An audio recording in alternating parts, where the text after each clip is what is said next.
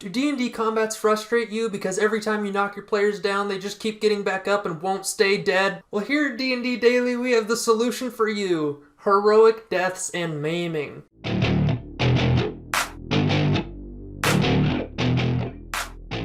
This idea was inspired by the game Wildermyth. In this game, you essentially control a party of adventurers that goes around and does different stories. So you're essentially playing all of the players on the player's side of the table. In Wildermyth, when one of your party members drops to 0 HP, they are given a choice. They can either be maimed, leaving combat, essentially like getting knocked down, but they're removed from combat, or they get a heroic death. A heroic death is when they are about to die, they can do one final strike at the enemy and do some damage, or they can give the party a buff as they say some inspiring words right before they're decapitated. And on the other option is maiming. Maiming is the party member leaves combat and stays alive guaranteed, however, they do receive an injury of some sort. So they might lose an eye, for example, which would give them less accuracy with their attacks. Or maybe they get a scar across their face, which gives them less charisma. Or they lose an arm, which means they can't use two-handed weapons, or they lose a leg, reducing their speed. These are all some examples, but I'm sure you can come up with a ton more that could be more severe or less severe, depending on how cruel you want to be to your players. I think using this alternative to death saves would be a great way to make combat a little bit more difficult and make it more costly. This would make going down an actual thing that affects combat rather than just, oh, they went down, let's healing word first level and bring them back up to 1 HP. What do you think of this alternative to death saves? Do you think it'd be good, or would you stick with the tried and true method of regular old rolling death saves? What other methods have you seen do well? We are D&D Daily, and we're going to be releasing new content every single day, so if that's interesting to you, make sure to hit the subscribe button, and we'll see you on the next one.